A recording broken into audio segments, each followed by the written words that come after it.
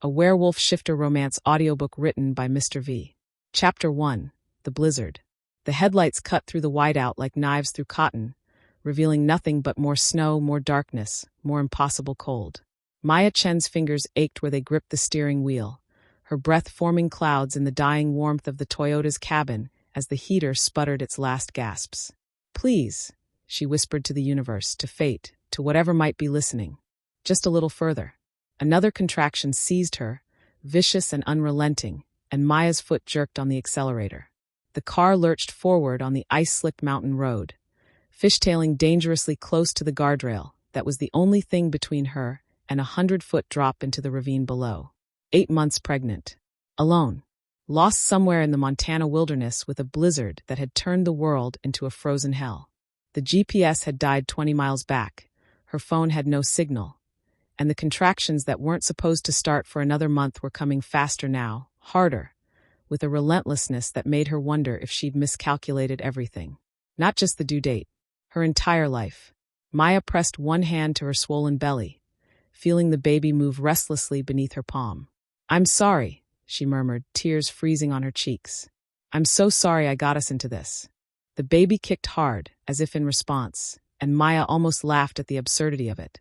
28 years old, a PhD candidate in folklore studies, and she'd thrown it all away for a man whose name she'd later learned was fake, whose business card led nowhere, whose entire existence seemed to have been scrubbed from reality the moment he walked out of her hotel room.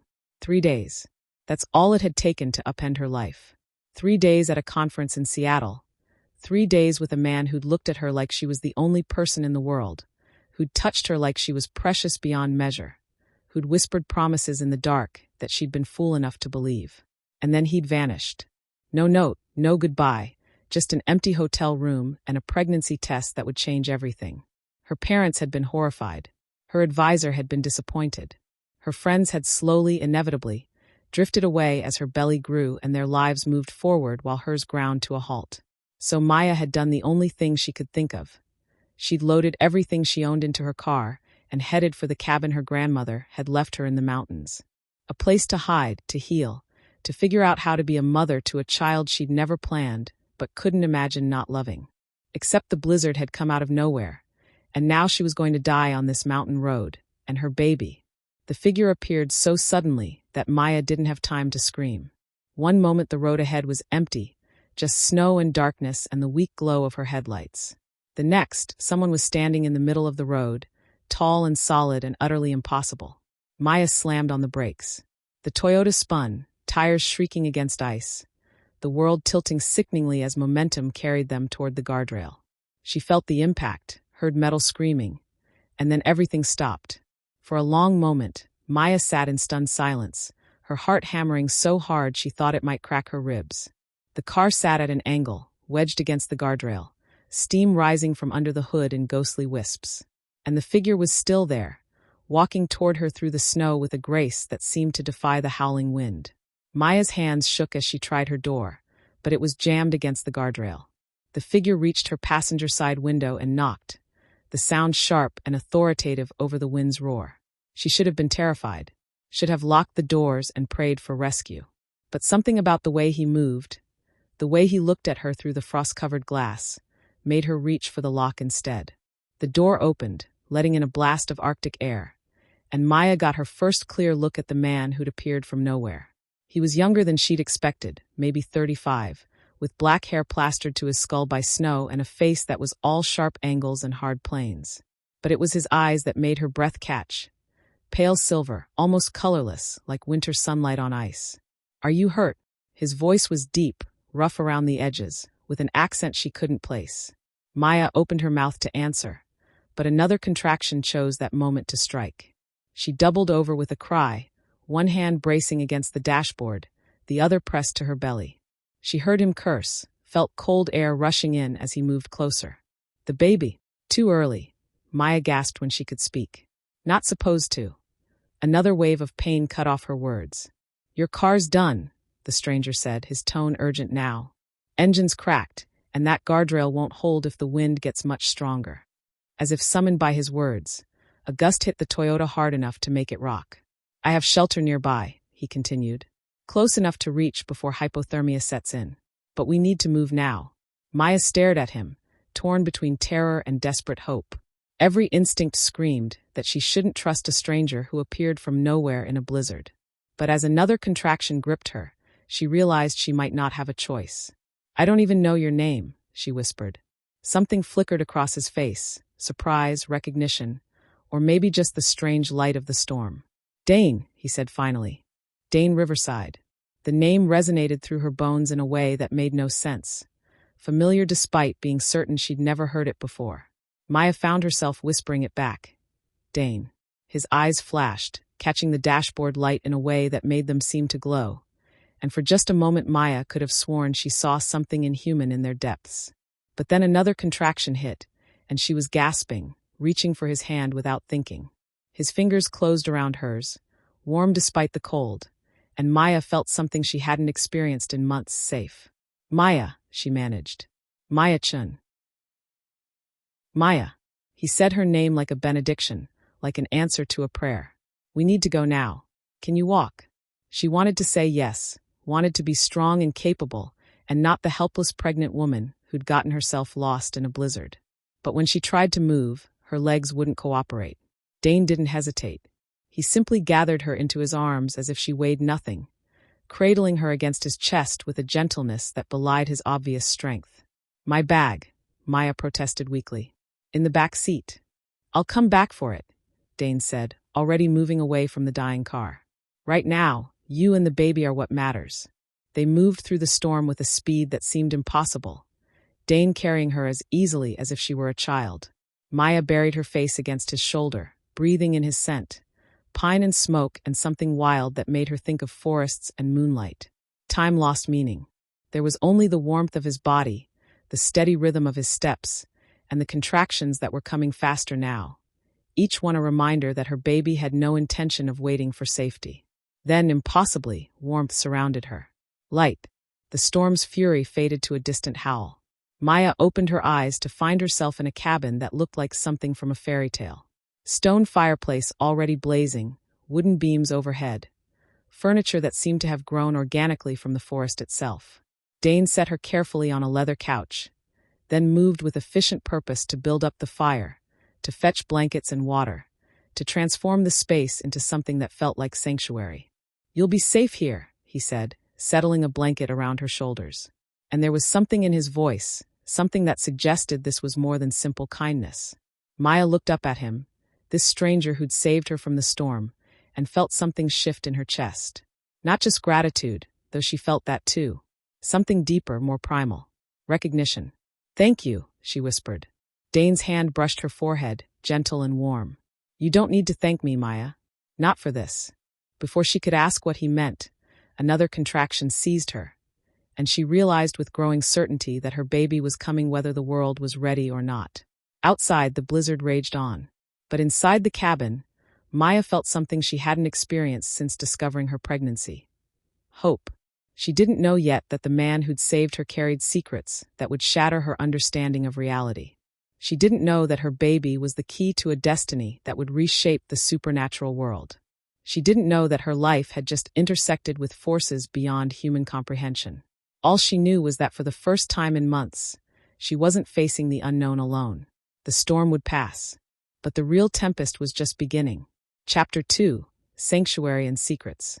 The contractions came in relentless waves now, each one stealing Maya's breath and making her grip the soft leather until her knuckles went white. Through the haze of pain and fear, she was dimly aware of Dane moving around the cabin with quiet efficiency. Checking the door, adjusting the fire, his movements fluid and purposeful. "How far apart?" he asked, settling into the chair across from her. His voice was steady, but Maya caught the tension underneath, the careful control that suggested he was more affected by her condition than he wanted to show. Maya glanced at the clock on the mantel, trying to focus through another wave of pain. 7 minutes. Sometimes less. She pressed her hand to her belly, feeling the baby's restless movements. "It's too early. I'm only 8 months." Something flickered across Dane's features. Concern, she thought, but there was something else there too. Something that looked almost like knowing. "Babies arrive on their own schedule," he said gently. "Not when we think they should. There was an odd certainty in his voice, as if he'd witnessed this before. Maya studied his face in the firelight, noting the strong lines of his jaw, the way shadows played across his cheekbones. He couldn't be much older than she was, maybe 35 at most. But there was an ageless quality to his eyes, as if he'd seen more than his years should allow. "Are you a doctor?" she asked, hoping desperately that fate had delivered not just shelter, but medical help. Dane's mouth quirked in what might have been a smile. "Not exactly. But I've helped bring new life into the world before." He leaned forward, elbows on his knees, and Maya found herself caught by the intensity of his gaze. "Tell me about the father." The question hit her like a physical blow, and Maya turned away, staring into the dancing flames. "There's nothing to tell." "Maya." Her name on his lips was soft, coaxing. "You don't have to carry this alone anymore." Something in his voice, the gentleness, the understanding, broke through the walls she'd spent months building around her heart. The words came tumbling out before she could stop them. "I don't even know his real name," she said, the admission burning her throat. "I met him at a folklore conference in Seattle. He said his name was Julian, that he was researching territorial boundaries. We spent 3 days together and I thought," she laughed bitterly, "I thought it meant something, that I meant something to him." Dane's hands clenched into fists on his knees, and Maya caught a glimpse of something dangerous flashing in his eyes before he controlled it. "When I realized I was pregnant, I tried to find him," Maya continued. "The hotel had no record of anyone by that name. The university he claimed to represent had never heard of him. It was like he'd been erased from existence." She wiped away tears she hadn't realized were falling. "My parents said I'd brought shame on the family, that I was a fool for trusting a stranger. They cut me off completely."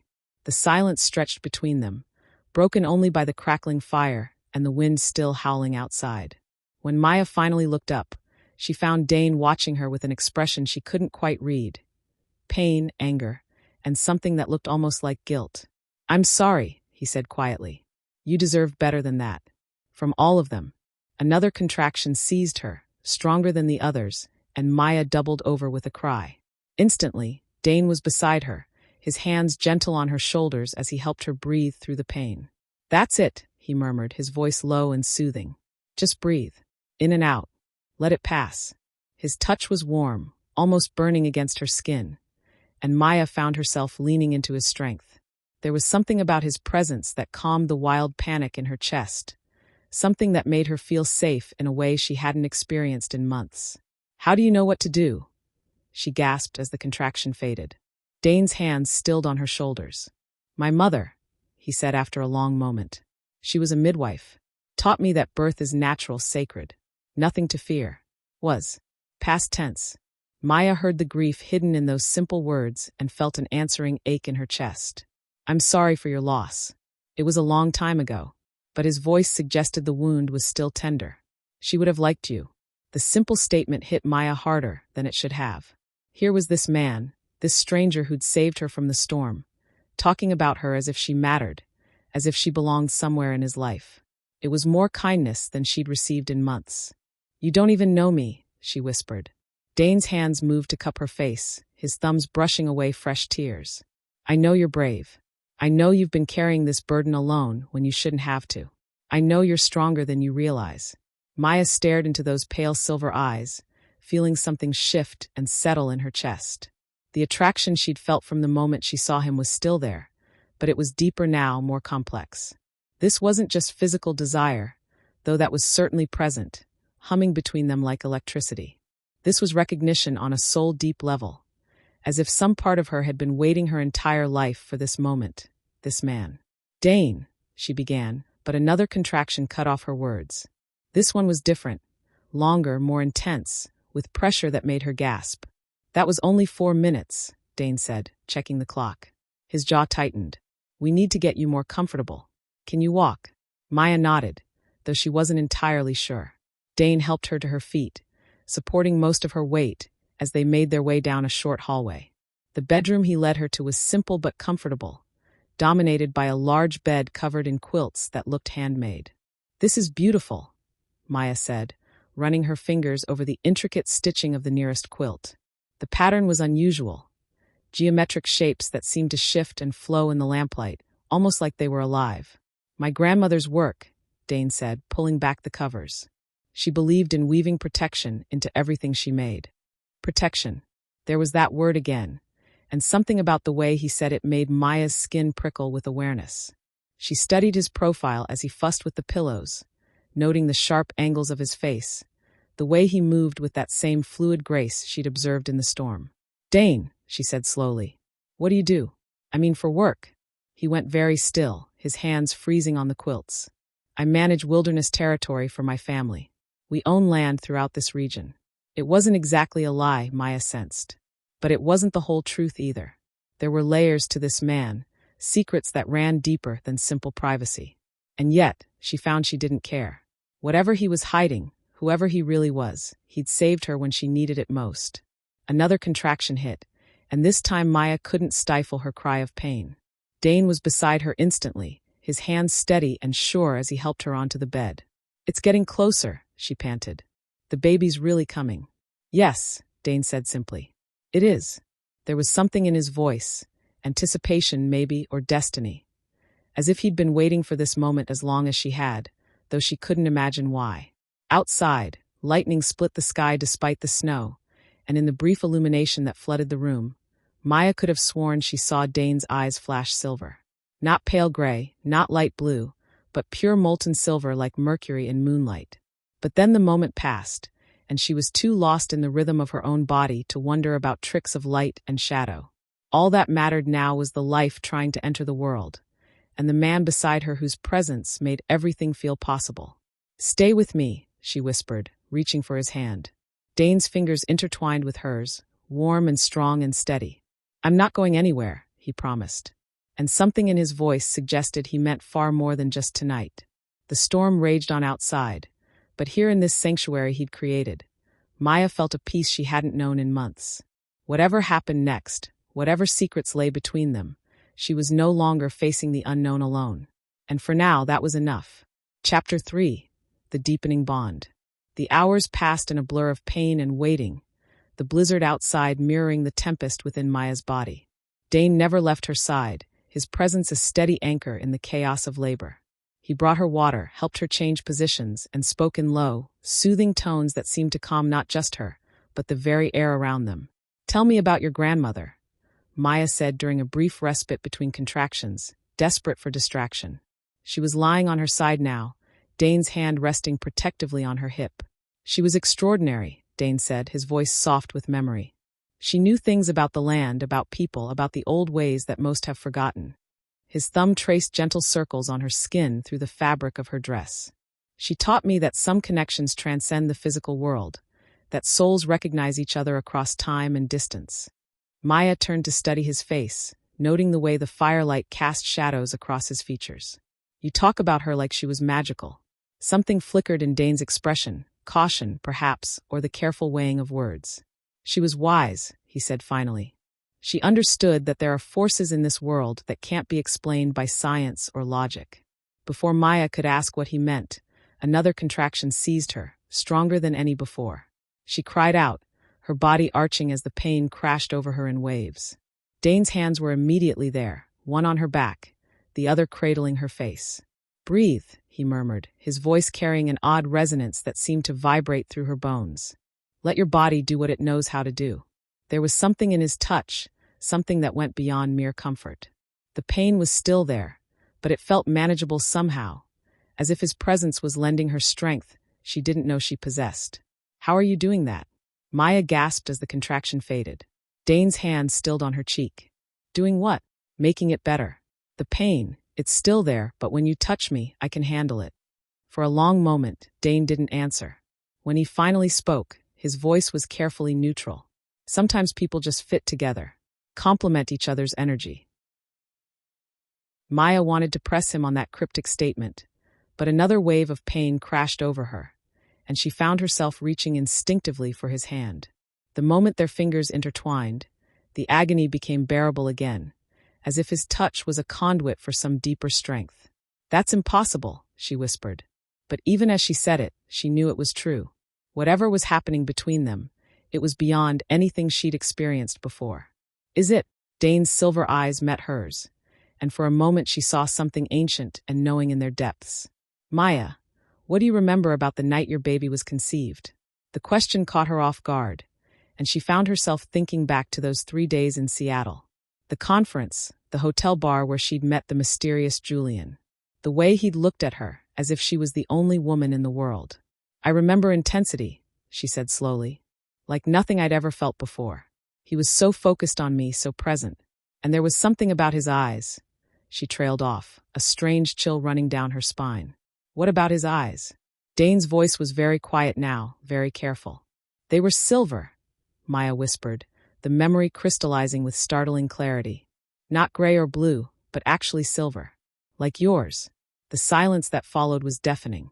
Dane's hand tightened on hers, and she could feel the tension radiating from his body like heat from a flame. Dane, she said carefully, what aren't you telling me? Before he could answer, a sound from outside made them both freeze. It wasn't the wind or the storm. It was something else, something that made the hair on Maya's arms stand on end. A howl long and haunting, that seemed to come from everywhere and nowhere at once. Dane was on his feet in an instant, his entire body going rigid with alertness. Stay here, he said, his voice carrying an authority that brooked no argument. What was that? Maya struggled to sit up, fear spiking through her chest. Just the wind, Dane said, but his eyes were fixed on the darkened window, and Maya could see the lie in the tension of his shoulders. Another howl answered the first, closer this time, and Maya felt the baby kick hard against her ribs, as if responding to some primal alarm. That's not wind, she said, her voice barely above a whisper. Dane moved to the window, peering out into the blizzard-lashed darkness. When he turned back to her, his expression was grim. There are wild animals in these mountains, he said. They're probably just sheltering from the storm. But even as he spoke, Maya could see the wheels turning behind his eyes. Calculations and concerns that went far beyond simple wildlife. Whatever was out there, it meant something to him. Something important and possibly dangerous. Dane, I need you to be honest with me. Maya's voice was steady despite the fear coursing through her veins. What's really going on here? For a moment, she thought he might deflect again, might offer another half-truth or evasion. But then his shoulders sagged slightly, and she saw something crack in his carefully maintained composure. There are things about this world, he said slowly, about the mountains, about certain families who've lived here for generations, that most people don't understand. My family, we're part of something older than the towns and cities, something that exists in the spaces between the modern world and the wild places that still remember the old ways. Maya stared at him, trying to process what he was telling her. You're talking about what exactly? I'm talking about the fact that some people aren't entirely human, Dane said quietly. That there are those who can shift between forms, who are bound to the cycles of the moon and the call of the pack. The words hit Maya like a physical blow, and she found herself thinking of every strange detail she'd noticed about him. The way he moved, the flash of silver in his eyes, the howls outside that had made him so tense. You're saying you're a werewolf, she said, the words feeling surreal on her tongue. Dane's jaw tightened. I'm saying I'm something more than what I appear to be. And I'm saying that the man you knew as Julian, he might have been something more as well. Another contraction chose that moment to strike, and Maya doubled over with a cry that was part pain, part shock. The implications of what Dane was telling her crashed over her like a tidal wave. If he was right, if the father of her baby was some kind of supernatural being, then what did that make her child? Maya. Dane was beside her again, his hands steady and warm on her shoulders. I know this is overwhelming, but... The baby, she gasped, looking up at him with wide, terrified eyes. If what you're saying is true, if Julian was like you, then what's happening to my baby? Dane's expression softened, and he cupped her face gently in his hands. Your baby is going to be perfect, he said firmly. Different maybe, but perfect. And I swear to you, Maya, I will protect both of you with my life. There was such conviction in his voice, such fierce protectiveness, that Maya felt some of her panic subside. But questions still swirled in her mind, fragments of memory and possibility that she couldn't quite piece together. Is that why you found me? She asked. In the storm, I mean. Was it coincidence or... There are no coincidences, Dane said softly. Not when it comes to matters of the heart or matters of fate. Before Maya could ask what he meant by that, another howl split the night, and this time it was answered by several others. The sound was closer now, circling the cabin like predators sensing prey. Dane's head snapped toward the window, and Maya saw his nostrils flare as if he was scenting the air. "We need to move you to the interior room," he said urgently.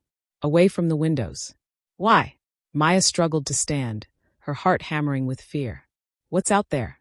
Dane's eyes met hers, and in their silver depths she saw a truth that made her blood run cold. "My pack," he said simply. "And they're not happy that I've brought a human into our territory." Chapter 4. Pack Politics and Painful Truths. The howls grew closer, circling the cabin like a noose tightening around prey. Maya gripped Dane's arm as another contraction seized her, the pain now mixed with terror for her unborn child. "They won't hurt you," Dane said, but his voice carried an uncertainty that made her stomach clench. "You're under my protection, and what if they don't care about your protection?" Maya gasped as the contraction faded. "What if they think I'm a threat?"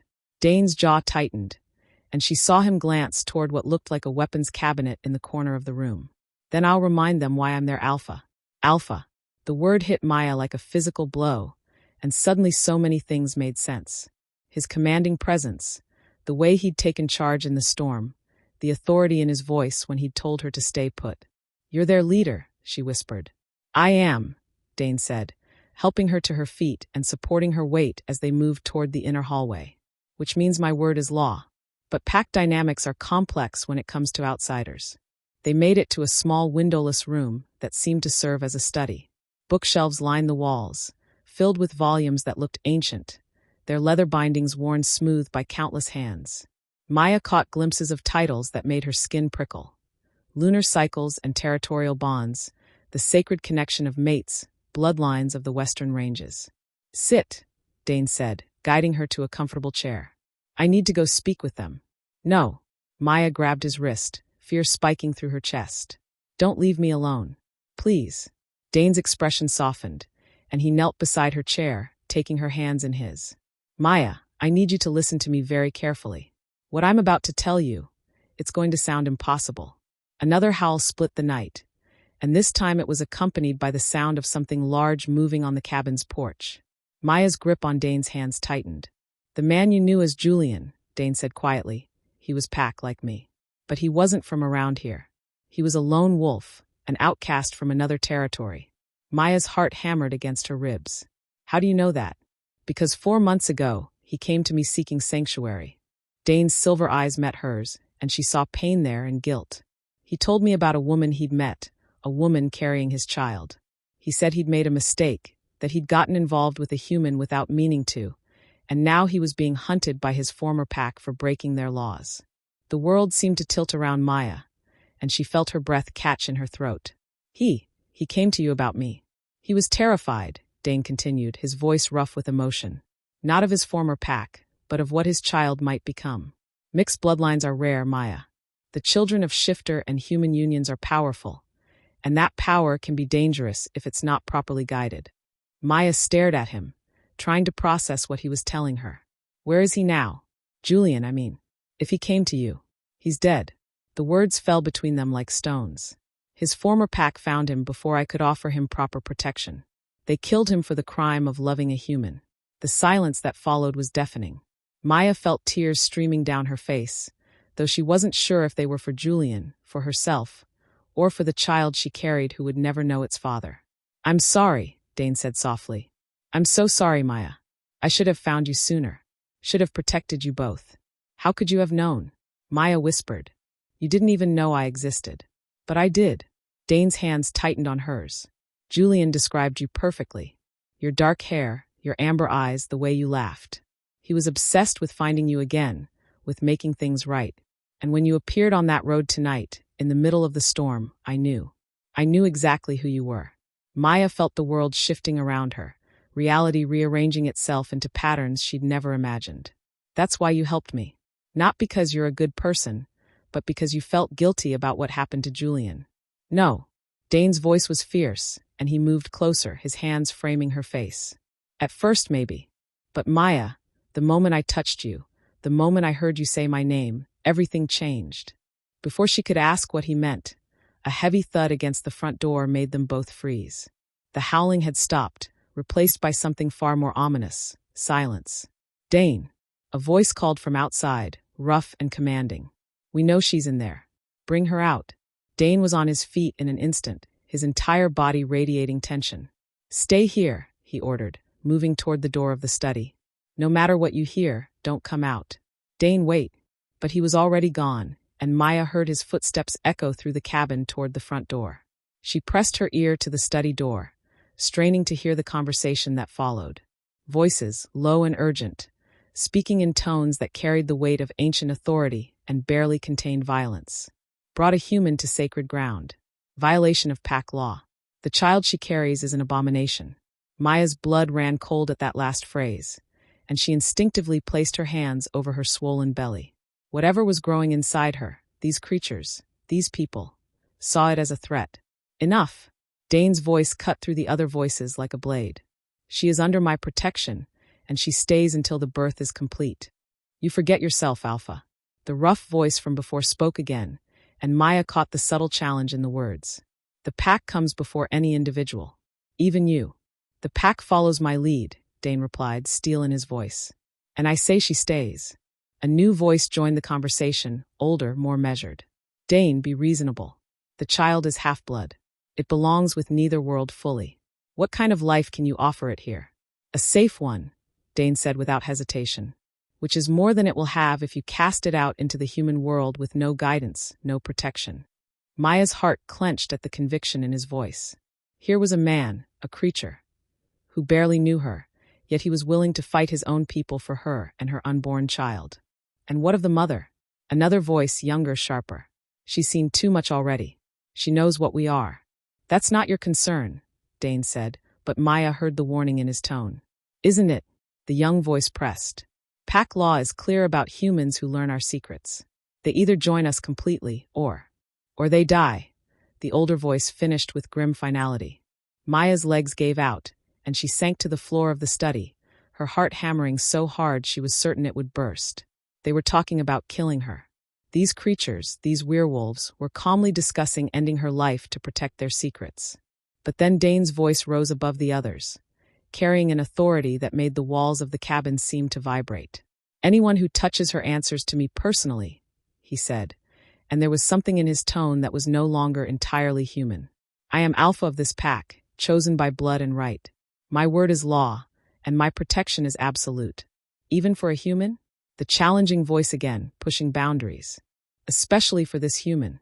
Dane's response was quiet, but carried the weight of absolute conviction. "She carries the child of a wolf. That makes her family. And family is protected above all else." Maya closed her eyes, tears streaming down her face. She was trapped between two worlds, human and supernatural, with nowhere to run and a child who belonged fully to neither. But in the midst of her terror, she felt something else. Gratitude for the man who stood between her and the pack's judgment, risking everything to keep her safe. Another contraction seized her then, stronger than any before, and she couldn't stifle her cry of pain. The sound echoed through the cabin, and the voices outside immediately fell silent. When Dane spoke again, his voice was tight with concern. "The birth is starting. Everyone out. Now." "We're not finished discussing this," the older voice warned. "Yes," Dane said firmly. "We are. For tonight, we are." Maya heard footsteps retreating, followed by the sound of the front door closing. But she could still sense them out there, waiting in the darkness like wolves circling wounded prey. When Dane appeared in the doorway of the study, his face was grim but determined. "How are you feeling?"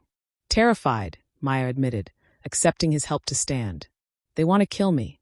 They want to protect the pack," Dane corrected gently. "But I won't let them hurt you. I promise." As another contraction gripped her, Maya looked into his silver eyes and saw something there that made her breath catch. Not just protectiveness, not just duty, but something deeper. Something that looked almost like, "Dane," she whispered as the pain faded. "Why are you really doing this? And don't tell me it's just because of Julian." For a long moment, he didn't answer. When he finally spoke, his voice was so quiet she had to strain to hear it. "Because the moment I saw you, I knew," he said simply. "You're not just carrying a wolf's child, Maya. You're my mate, and I've been waiting my entire life for you." Chapter 5, The Claiming. Maya stared at Dane, his words echoing in the silence between them like thunder after lightning. "Mate." The word carried weight beyond its simple definition, implications that made her skin prickle with awareness and fear in equal measure. "That's impossible," she whispered, even as her body betrayed her, leaning instinctively toward his warmth. "I was with Julian. I'm carrying his child." "Biology doesn't determine fate," Dane said, his voice gentle but certain. "Julian may have fathered your child, but that doesn't change what you are to me, what we are to each other." Another contraction seized her, and Dane's hands were immediately there, steadying her through the pain. But this time, Maya felt something different in his touch, a deeper connection, as if invisible threads were binding them together with each passing moment. "I don't understand any of this," she gasped as the pain receded. "Mates, werewolves pack law. Yesterday, I was just a pregnant woman trying to find somewhere to have her baby in peace. And now you're the most important person in my world," Dane said quietly, helping her back to the bedroom. "I know it's overwhelming, Maya. I know this isn't what you planned. But fate rarely asks for our permission." They moved slowly down the hallway, Maya leaning heavily on Dane's strength. The cabin felt different now, charged with an energy that seemed to pulse in rhythm with her heartbeat. Outside, she could sense the pack still waiting, their presence like pressure against her skin. "What does it mean?" she asked as they reached the bedroom. "Being mates, I mean. In your world." Dane's hands stilled on her shoulders, and she saw something vulnerable flicker across his features. "It means you're my other half. The piece of my soul I've been missing without knowing it." He paused, choosing his words carefully. "It means I would die before I let anything happen to you. That your happiness matters more to me than my own life." The intensity in his voice made Maya's breath catch. She'd known him for less than 12 hours, yet something deep inside her recognized the truth of his words. The connection she felt to him went beyond attraction, beyond gratitude for his help. It was primal, inevitable like gravity. "But I'm human," she said, the words feeling inadequate even as she spoke them. "Mate bonds don't recognize species," Dane replied, sitting on the edge of the bed beside her. "They recognize souls. And yours calls to mine in ways I never thought possible." Before Maya could respond, another contraction hit. Stronger, longer, with a pressure that made her cry out. Dane's hands found hers immediately, and the moment their skin touched, the pain became manageable again. "How do you do that?" she panted, staring at their intertwined fingers. "The mate bond," Dane explained, his thumb tracing gentle circles on her palm. "It allows us to share strength, to ease each other's pain. The connection deepens over time, but even now," he trailed off, and Maya saw him swallow hard, as if the sensation of their bond was affecting him as much as it was her. "This is crazy," she whispered. But even as she said it, she knew she didn't want him to let go. "Crazy," Dane agreed with a small smile. "But not unwelcome.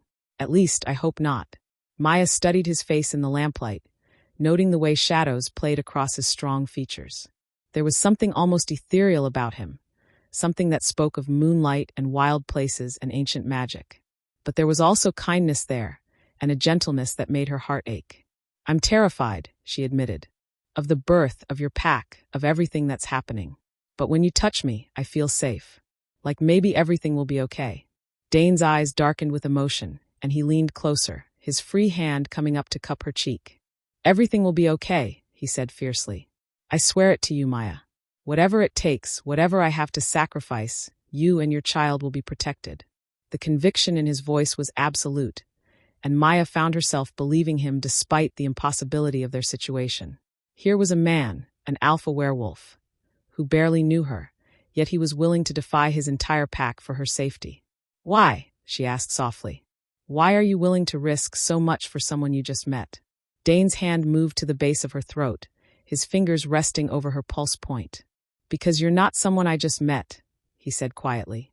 "You're the woman I've been dreaming about for years, the face I've seen in visions, the voice I've heard calling to me across impossible distances." Maya's eyes widened. "That's not possible, isn't it?" Dane's fingers traced the rapid flutter of her pulse. "Haven't you felt it too? The recognition, the sense that this moment was always coming." She wanted to deny it, but the truth was written in her racing heart. From the moment she'd seen him standing in the storm, she'd felt a connection that defied explanation. And now, feeling the warmth of his touch, breathing in his scent of pine and smoke, she couldn't pretend anymore. "I have dreams," she whispered, "about silver eyes and moonlight, and someone calling my name. I've had them for months. Since the night I conceived. Dane's breath caught, and she saw something fierce and triumphant flash in his eyes. The bond began forming the moment your child was conceived, he said. Shifter children are connected to the pack through their bloodline. Your baby called to me across the miles, and I've been searching for you ever since. Another contraction gripped her, and this time Maya didn't fight the sensation of Dane's strength flowing into her. She let herself lean into the connection, marveling at how right it felt, despite everything she'd believed about the world just hours before. The baby, she gasped as the pain faded. Will it be like you? I don't know, Dane admitted. Mixed bloodlines are rare. Your child might shift, or they might remain human with enhanced abilities. But whatever they are, they'll be loved. By you, by me, by the pack once they accept what's happening here. And if they don't accept it? Dane's expression hardened. Then I'll start a new pack. One that understands that love transcends species, that family isn't defined by blood alone. The casual way he spoke of appending his entire life for her and her child left Maya speechless. She stared at him, this man who'd appeared from a storm like something from a fairy tale, and felt her last defenses crumble. Dane, she said softly, reaching up to touch his face. I need you to know something before this goes any further. Before I let myself believe in fairy tales and fated mates. What? I've been hurt before. Abandoned. I won't survive that again. So if there's any part of you that's uncertain about this, about us, I need you to tell me now. Dane turned his head to press a gentle kiss to her palm, his eyes never leaving hers. Maya Chen, he said solemnly. I have waited 35 years to find my mate. I have endured loneliness and duty and the weight of leading a pack while feeling like half of my soul was missing. Now that I've found you, now that I know what it feels like to be complete, nothing in this world or any other could make me walk away from you. The sincerity in his voice broke something open in Maya's chest, and she felt tears streaming down her face. Not tears of pain or fear, but of relief so profound it left her breathless. I believe you, she whispered. Before Dane could respond, another contraction hit. The strongest yet, with a pressure that made Maya cry out in earnest. This time, the pain didn't fade as quickly, and she realized with growing certainty that her baby was ready to enter the world. It's time, she gasped, gripping Dane's hand so tightly her knuckles went white. Dane's expression shifted into focus, and Maya saw the alpha emerge, calm, competent, absolutely in control. I'm here, he said firmly. We're going to do this together, and everything is going to be perfect. Outside, a howl rose on the wind. Not threatening this time, but somehow expectant, as if the pack could sense that something momentous was about to happen. Maya looked into Dane's silver eyes and felt a strange sense of rightness settle over her. She was about to bring a child into a world she didn't understand, surrounded by creatures she'd never believed existed. But she wasn't alone. She had found her mate, her protector, her other half. And for the first time since discovering her pregnancy, Maya wasn't afraid of what came next. Chapter 6, The Birth of Destiny. The contractions came faster now, each one building on the last until Maya lost track of time entirely. The world narrowed to Dane's steady presence beside her, his hands anchoring her to reality as waves of pain and pressure crashed over her body. Breathe with me, he murmured, his voice carrying that strange resonance that seemed to vibrate through her bones. In and out. Let your body do what it was designed to do. Maya gripped his hand, marveling at how his touch continued to ease the worst of the pain. The mate bond, he'd called it. But it felt like magic, pure and simple and absolutely impossible by any rational measure. I can see the head, Dane said, his voice tight with emotion. Maya, your baby is coming. She pushed, bearing down with everything she had, and felt something shift deep inside her. The pressure was overwhelming, but beneath it was something else, a strange tingling sensation, as if electricity was dancing along her nerve endings. Something's wrong, she gasped between contractions. I feel different, like there's energy building inside me. Dane's eyes met hers, and she saw understanding flash in their silver depths. It's not wrong, he said gently. The baby is awakening something in you. Mixed bloodline children often trigger latent abilities in their human parents. Abilities? Maya stared at him, fear spiking through her chest. What kind of abilities? Before Dane could answer, another contraction seized her, and this time the tingling sensation exploded into something more. Maya cried out as power rushed through her veins. Hot, wild, intoxicating. For a moment, her vision sharpened until she could see every detail of the room with startling clarity.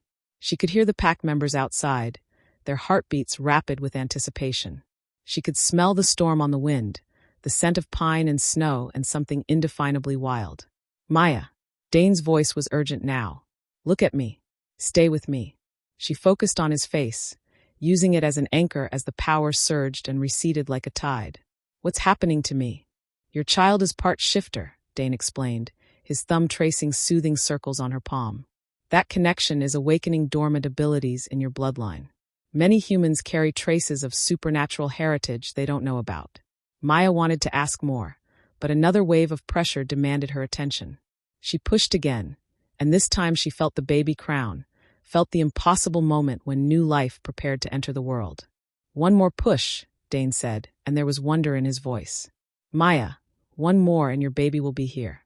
She bore down with everything she had, feeling the power inside her surge again, as if it were helping, lending her strength she didn't know she possessed. And then, in a rush of sensation and relief, her baby slipped free. The silence that followed was deafening. Maya lay back against the pillows, breathing hard, waiting for the sound that would tell her everything was okay. But no cry came. Dane, she whispered, panic beginning to claw at her chest. He's perfect, Dane said softly, and Maya heard the awe in his voice. Maya, your son is absolutely perfect. Son. Maya struggled to sit up, desperate to see her child. When Dane placed the baby in her arms, she felt her breath catch in her throat. The infant was beautiful, small but perfectly formed, with a cap of black hair and skin that seemed to glow with an inner light. But it was his eyes that made Maya's heart stop. They were open, alert, and utterly impossible. One eye was the deep amber of Maya's own. The other was pure silver, like liquid mercury in moonlight. His eyes, Maya whispered, touching her son's cheek with trembling fingers. Mark of a mixed bloodline, Dane said gently. He carries both worlds within him. Human intuition and shifter instinct, mortal wisdom and supernatural power. As if responding to their voices, the baby turned his head toward Dane, and Maya felt her breath catch. There was intelligence in that tiny face, awareness that seemed far beyond what any newborn should possess. Hello, little one, Dane murmured, extending one finger toward the baby's hand. Welcome to the world. The infant's fingers closed around his with surprising strength, and the moment their skin touched, Maya felt the mate bond flare between them like a struck match. But this time it included the baby, a three-way connection that hummed with possibility and power. He knows you, Maya said wonderingly. He recognizes you. Children of mixed blood are born with enhanced awareness, Dane explained, his voice soft with reverence. He can sense the mate bond between us. In his eyes, we're already family. Before Maya could respond, a sound from outside made them both freeze. It wasn't howling this time. It was something far more ominous, footsteps, deliberate and heavy, approaching the cabin. They're coming, Dane said, his entire body going rigid with tension. Now, Maya clutched her son closer to her chest. He was just born. Surely they wouldn't. A sharp knock at the front door cut off her words. The sound was too controlled, too human, and somehow that made it more frightening than any howl. Dane. The voice that followed was the older one from before, the one that had spoken of pack law and necessary sacrifices. We need to see the child. Dane moved to stand between Maya and the bedroom door, his shoulders squared for battle. He needs rest. Both of them do. The pack has waited long enough, came the reply. The child's nature must be determined before decisions can be made about their future. Maya felt ice form in her veins. They want to take him, she whispered. Over my dead body, Dane said, and there was something in his voice that was no longer entirely human. He's under my protection. They all are. Even you cannot protect them if the child proves to be a threat to pack security. The voice outside continued. Open the door, Dane, or we will open it ourselves. The baby stirred in Maya's arms, and for a moment his mismatched eyes seemed to glow with their own light. Maya felt another surge of that strange power course through her, stronger this time, more focused. She looked down at her son and saw not weakness to be protected, but strength that would reshape everything. What are you not telling me? She asked Dane quietly. About children like him, I mean. Why are they so afraid? Dane's jaw tightened. Because mixed bloodline children are rare and powerful. They can do things that pure shifters cannot. bridge the gap between human and supernatural worlds, command loyalty from both species, reshape the very foundations of pack law. They think he's a threat to their way of life. Yes, but Maya. Dane turned to look at her, and she saw something fierce and protective burning in his eyes. They're also terrified he might be their salvation. Prophecies speak of a child born between worlds, one who will unite the scattered packs and lead them into a new age. Maya stared down at her son, this tiny being who seemed to hold the weight of destiny in his small hands. And you think he might be that child? I think, Dane said carefully, that the moment he was conceived, the supernatural world began to change. And now that he's here. He didn't finish the sentence, but he didn't need to. Maya could feel it herself. The shift in the air, the sense that something fundamental had altered in the fabric of reality. Her son was special, marked by fate for purposes neither of them could fully understand. Another knock at the door, more insistent this time. We're coming in. Wait, Maya said suddenly, surprising herself with the strength in her voice. Dane spun to face her. Maya, no. It's too dangerous. Running is what got me into this situation in the first place, Maya replied, carefully adjusting her son in her arms. I'm tired of being afraid, tired of hiding. If they want to meet him, then they'll meet him. But they'll also meet me. She stood on unsteady legs, the power inside her lending her stability. Dane moved to support her, but she could see the conflict in his eyes. Pride at her courage warring with terror for her safety. If I'm truly your mate, Maya said softly, then trust me. Trust that I can face whatever comes next. Dane searched her face for a long moment, then nodded slowly. Together, he said firmly. We face this together. As they moved toward the bedroom door, Maya felt her son's tiny hand curl against her chest, and she could have sworn she heard a sound like a contented sigh. Whatever waited beyond that door, whatever judgment the pack intended to pass, they would meet it as a family. The future stretched ahead of them, uncertain and dangerous, but no longer empty. Maya had found her mate, given birth to a child of prophecy, and discovered powers she'd never dreamed possible. Now it was time to see if the world was ready for what they'd become. Chapter 7. The Pack's Judgment. Maya's legs trembled as they approached the front door, but she forced herself to stand tall. Her son rested peacefully in her arms, those extraordinary mismatched eyes alert and watchful, as if he too understood the gravity of this moment. Dane's hand found the small of Maya's back, offering silent support. She could feel the tension radiating from him, the careful control of a predator preparing for battle. Remember, he murmured in her ear, I am Alpha. Whatever they say, whatever they demand, my word is final. Maya nodded, though she wondered if that would be enough. From the conversation she'd overheard, it was clear that some pack members questioned Dane's authority when it came to her and her son. Dane opened the door, and Maya's breath caught in her throat. 5 figures stood on the porch, and even in their human forms, there was something undeniably otherworldly about them. They moved with the same fluid grace she'd noticed in Dane, their eyes reflecting the porch light with an inner gleam that spoke of wild things and moonlit hunts. The eldest was a woman with steel-gray hair and eyes like storm clouds. She stepped forward, her gaze immediately fixing on the baby in Maya's arms. So, she said, her voice carrying the weight of authority, this is the child that has caused such discussion. This is my son, Maya said, surprised by the steadiness of her own voice. And he's not a topic for discussion. The woman's eyebrows rose slightly, and Maya caught a flicker of what might have been approval in her expression. Bold words for a human who knows nothing of our ways. Then teach me, Maya replied. But don't expect me to stand by while you debate my child's right to exist.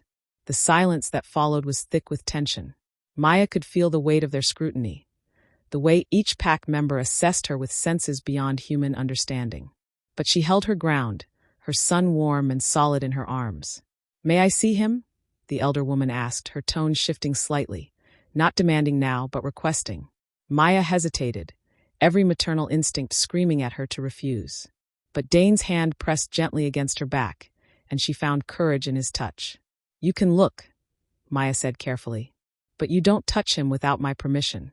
The woman stepped closer, and Maya caught her scent, pine and earth and something wild that made her newly awakened senses tingle. When the elder's gaze fell on the baby's face, Maya heard her sharp intake of breath. The eyes, the woman whispered. One from each world. He's beautiful, isn't he? Maya said softly, unable to keep the pride from her voice.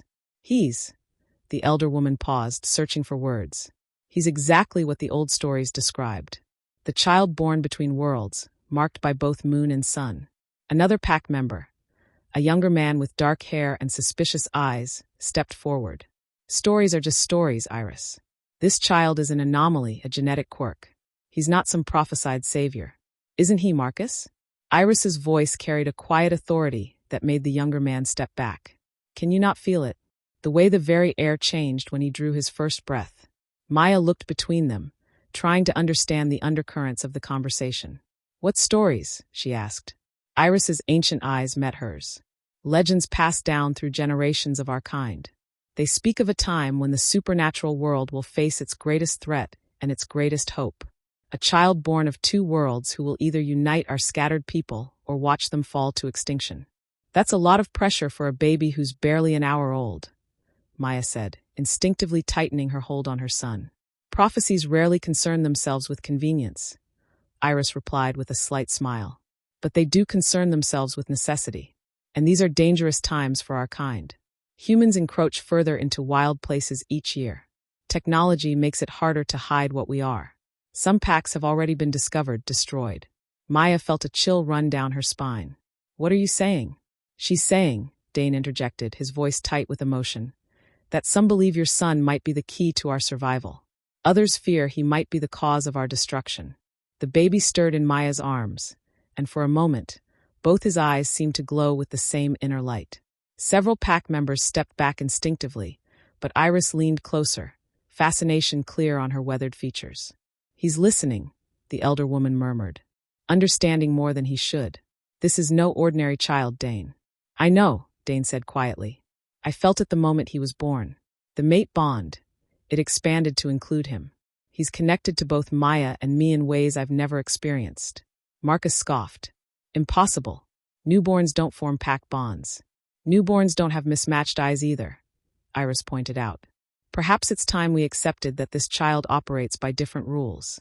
A third pack member, a woman with auburn hair and kind eyes, spoke up for the first time. The question isn't what he is, she said gently. It's what we do about it. The child needs protection, guidance. He needs a pack. He has a pack, Dane said firmly. He has me. And what about the human? Marcus's tone was sharp, dismissive. She knows our secrets now. She's seen too much. Maya felt anger flare in her chest, hot and protective. The strange power that had awakened during the birth stirred again, responding to her emotions. I have a name, she said, her voice carrying an edge that made several pack members look at her with new attention. And I'm standing right here. Maya, Iris said thoughtfully, as if testing the name. From the Sanskrit, meaning illusion or magic. How appropriate. What's that supposed to mean? It means, Dane said, moving closer to Maya's side, that perhaps your arrival here wasn't as accidental as we thought. Before Maya could ask what he meant, her son made a soft sound. Not quite a cry, but a vocalization that carried an odd harmonic quality. All conversation stopped as the pack members stared at the baby with expressions ranging from awe to terror. He's trying to communicate, Iris breathed. At less than 2 hours old, he's attempting to use pack speech. Pack speech. Maya looked between Dane and the elder woman. A form of communication unique to our kind, Dane explained. It develops in shifter children around 6 months of age. If he's already attempting it, then he's far more advanced than any hybrid we've ever encountered, Iris finished. This child could indeed be the bridge between our worlds. Marcus's expression darkened. Or he could be the weapon that destroys us all.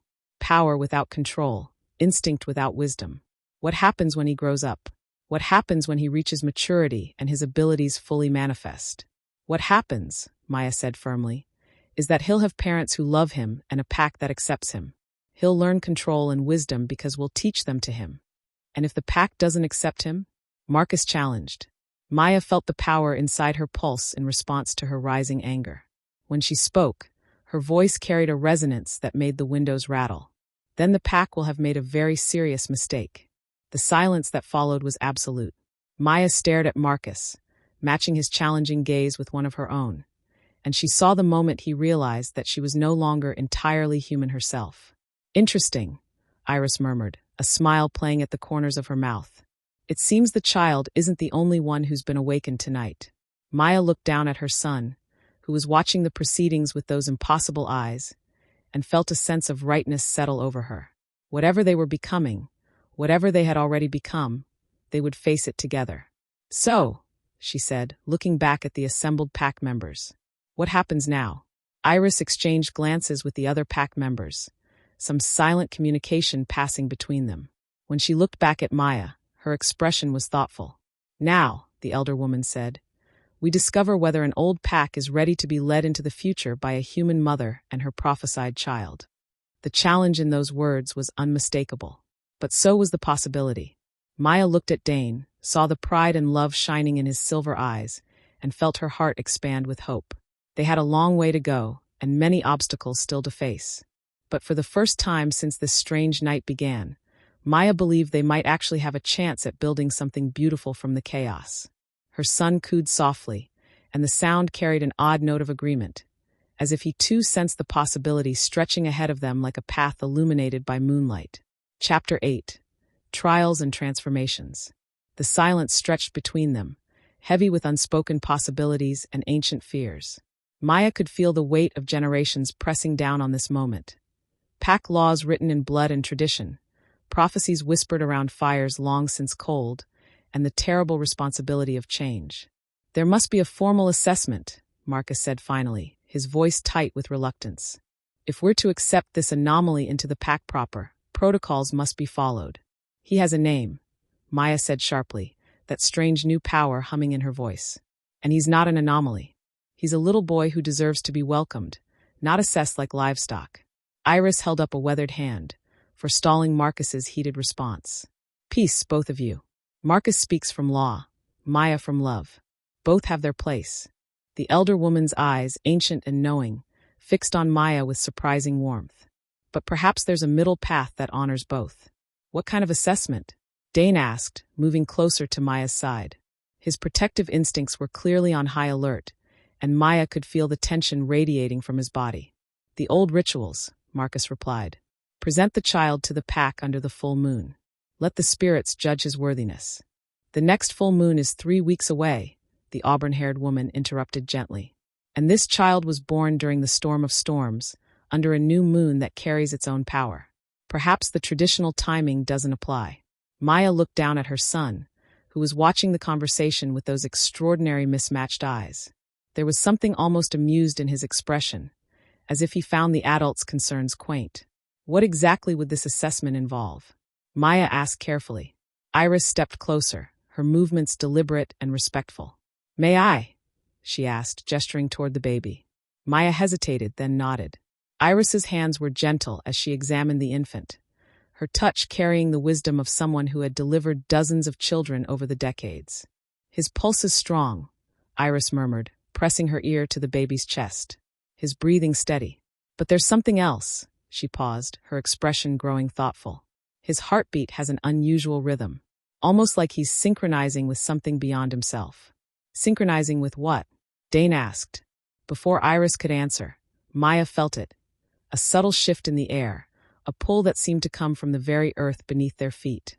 Her son stirred in her arms, and suddenly Maya could hear what the elder woman meant. The baby's heartbeat wasn't just steady.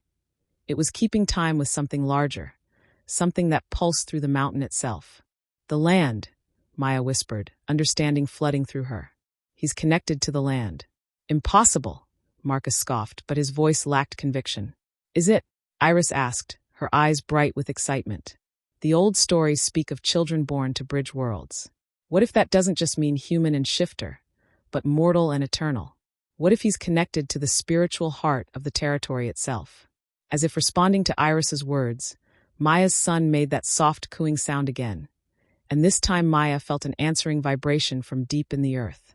The cabin's windows hummed in their frames, and every pack member present went perfectly still. "He's calling to the land," the auburn-haired woman breathed. "At less than 3 hours old, he's already establishing his claim to the territory." Maya felt a surge of pride mixed with overwhelming responsibility. Her son wasn't just special. He was transformative, capable of reshaping the very foundations of pack society. "This changes everything," Iris said quietly. A child who can commune with the land itself. He's not just prophesied. He's essential. The territory accepts him. That makes his claim stronger than bloodline, stronger even than pack law. Marcus's face had gone pale. You're suggesting we abandon thousands of years of tradition for an infant who can't even hold his own head up? I'm suggesting, Iris replied with steel in her voice, that tradition serves the pack, not the other way around. And if the land itself recognizes this child's authority, then perhaps we should examine our assumptions about what makes a true alpha. Maya's eyes snapped to Dane, understanding dawning. That's what you meant earlier, wasn't it? About him being the key to our survival. He's not just going to unite the packs, he's going to change how they work entirely. Dane nodded slowly. The old ways are failing. Territories shrinking, packs scattered, our kind dwindling year by year. But a leader who can speak to the land itself, who carries the power of both worlds. He looked down at Maya's son with something approaching reverence. He could restore what we've lost. Could give us a future we thought was impossible. The baby chose that moment to open his eyes fully, and Maya gasped. The amber eye and silver eye weren't just mismatched anymore. They were glowing, each with its own inner light. And when he looked directly at Marcus, his tiny mouth curved in what could only be described as a smile. Marcus stumbled backward, his face a mask of shock and something that might have been awe. He looked at me. Really looked, like he could see straight through to my soul. Because he can, Iris said simply. The question is, what did he see there? Before Marcus could answer, Maya felt another shift, not in the earth this time, but in herself. The power that had been building since the birth suddenly focused, sharpening like a blade. When she spoke, her voice carried harmonics that made the air itself seem to shimmer. Enough, she said, and every person present turned to look at her with expressions of startled respect. My son isn't here to be tested or judged. He's here to be loved and protected and guided as he grows into whatever he's meant to become. If this pack can offer that, wonderful. If not, we'll find another way. The authority in her voice was undeniable, and Maya realized with a start that she wasn't just defending her child. She was claiming her own place in this supernatural hierarchy. Whatever power had awakened in her during the birth, it wasn't submissive or dependent. It was commanding, maternal, and absolutely immovable when it came to her son's welfare. Maya, Iris said softly, do you understand what you've just done? I've protected my child, Maya replied without hesitation. You've issued an alpha challenge, Marcus said, his voice tight with disbelief. A human woman, barely 3 hours after giving birth, just challenged the fundamental authority structure of our pack. Maya looked at Dane, seeing pride and love and something that might have been relief in his silver eyes. Is that what I did? You claimed your place, Dane said quietly. As my mate, as mother to a prophesied child, and as someone the land itself has touched with power. You have every right to do so. And what does that mean exactly? Iris's weathered face broke into a smile that transformed her entire appearance. It means, child, that you've just established yourself as a force to be reckoned with. Alpha female to Dane's alpha male, mother to a son who may reshape our entire world. Maya felt her son's tiny hand curl against her chest, and she looked down to find those extraordinary eyes watching her with what could only be described as approval. In that moment, she understood that this was what had been building all along. Not just her son's birth, but her own transformation from frightened, abandoned human to something far more powerful. So what happens now? She asked. Now, Iris said, glancing around at the assembled pack members. We see if this old pack is ready to follow where you and your remarkable family choose to lead. The challenge was issued, the gauntlet thrown down. Maya looked from face to face, reading acceptance in some eyes, uncertainty in others, but no longer the fear and hostility that had greeted her arrival. They had crossed some invisible threshold tonight, moved from confrontation to possibility. Whatever came next, she and Dane and their extraordinary son would face it together, as a family that had already begun to reshape the supernatural world simply by existing. The storm outside had finally begun to quiet, but Maya could feel that they were only in the eye of a much larger tempest, one that would determine not just their own fate, but the future of every supernatural being who still called the wild places home. Chapter 9. The Choice of Pack and Heart. The silence that followed Iris's challenge stretched taut as a bowstring. Maya could feel the weight of decision pressing down on everyone present, the gravity of choices that would reshape not just their small group, but potentially the entire supernatural world. There's something else, Marcus said finally, his voice carefully controlled. Something none of you have considered. All eyes turned to him, and Maya felt a prickle of unease at the tension in his shoulders, the way his hands clenched and unclenched at his sides. What are you thinking, Marcus? Dane's voice carried a warning. Julian, Marcus said simply. The father of this child. We all know what happened to him. But do we know why his former pack was so desperate to find him? Maya felt ice form in her veins. What are you talking about? Marcus's eyes met hers, and she saw something that might have been sympathy beneath the hard exterior. Julian wasn't just any outcast wolf, Maya. He was the heir to the Frost Claw Pack, one of the most powerful and ruthless territories in the northern region. When he disappeared, when he abandoned his responsibilities to be with you, it didn't just break pack law. It broke a treaty. The baby stirred in Maya's arms, and she could have sworn she felt her son's distress through their newfound connection. Dane had gone completely still beside her, his entire body radiating dangerous tension. What kind of treaty? Maya asked, though she wasn't sure she wanted to hear the answer. A marriage alliance, Marcus continued relentlessly. Julian was promised to the daughter of the White River Pack. Their union was meant to prevent a territorial war that's been brewing for decades. When he ran, Marcus shrugged. Both packs blamed each other for his disappearance. The conflict escalated. How do you know all this? Iris demanded. Because 4 weeks ago we received an ultimatum, Marcus replied. Find Julian and return him for judgment, or face the consequences of harboring a treaty breaker. Maya felt the world tilt around her. You knew, she whispered, looking at Dane. When you found me, when you brought me here, you knew who my baby's father was. Dane's jaw tightened, and she saw the truth in his eyes before he spoke. I suspected. The timing, the description Julian gave me, the way he spoke about you. When you appeared on that road, I knew for certain. And you didn't think to tell me that my son and I are apparently targets of some supernatural war? Maya's voice carried that new harmonic power, making the windows rattle again. I wanted to protect you, Dane said quietly. From the truth, from the fear, from the impossible choices. That wasn't your decision to make, Maya snapped. And this time, her son responded to her emotional surge with a soft cry that seemed to echo with otherworldly resonance. The sound cut through Maya's anger like a blade, and she immediately felt her son's distress echoing through their bond. She took a shaky breath, forcing herself to calm down. I'm sorry, sweetheart, she murmured to the baby, gently rocking him. Mama's not angry at you. But when she looked back at Dane, her eyes were hard as flint. We'll discuss this later. Right now, I need to know exactly what kind of danger we're in. Marcus exchanged glances with Iris before continuing. The Frost Claw Pack has been searching for any trace of Julian for months. If they discover he had a child, they'll either want to claim him as their heir, Iris finished grimly, or eliminate him as a threat to their succession. Maya felt her blood run cold. He's just a baby. He's a baby with a legitimate claim to one of the most powerful territories in the region, Marcus pointed out. In the supernatural world, that makes him incredibly valuable or incredibly dangerous. The auburn-haired woman spoke up for the first time in several minutes. There's another consideration, she said softly. If the Frost Claw Pack discovers that their heir's child is the prophesied bridge builder, they won't just want to claim him. They'll want to control him, use his power for their own expansion.